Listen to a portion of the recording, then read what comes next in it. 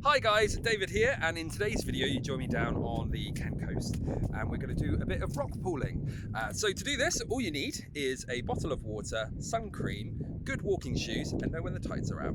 So let's go.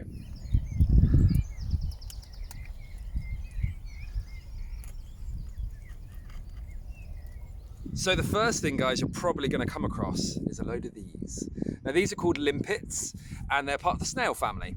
Now what they do is they fasten to the rocks with a massive sucker or suction pad at the bottom, and when they're out the water like this, they are stuck fast. You cannot get them off. But when they're submerged, that's when they start crawling around and they eat algae. So be extra careful when you're out rock pooling or walking across seaweed and things like that, not only because it's slippery, but you might stand on one of these little guys. Now, of course, on the top of everyone's list is a crab. Now, we found a very small little crab. It's called a hairy crab as well. You can kind of guess why. Now, you've got to be very, very careful when you're picking up crabs because of their pincers. They're very sharp and very powerful. This little guy is tiny. He's about the size of my thumbnail. So we just popped him into a little Tupperware box just so we can get a closer view for a few seconds, and then we're going to pop him straight back into the water. Now, if you want to find crabs, you're going to have to be prepared to get a little bit wet. That's because crabs like to hide under rocks and in seaweed during the day. Now, as the sea retreats and the rock pools are exposed, it makes it much easier for things like seagulls and even crows to find them. In the UK, we've got 65 different species of crabs crawling around our coastlines.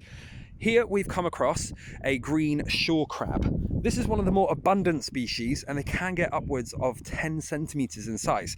So be careful of their pincers because they're incredibly powerful. The best way to pick them up is from behind or just view them in their natural environment.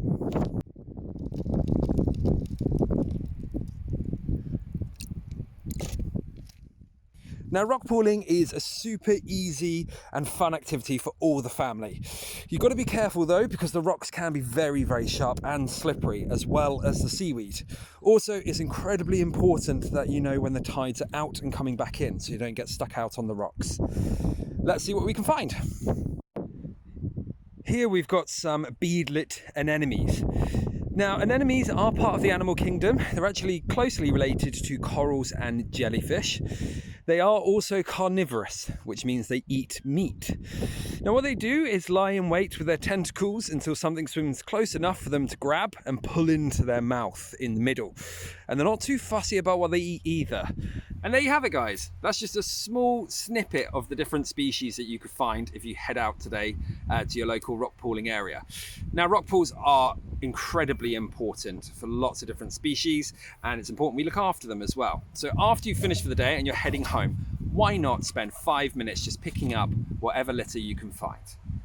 So there you are. Hope you enjoyed the video, and I'll see you on the next one.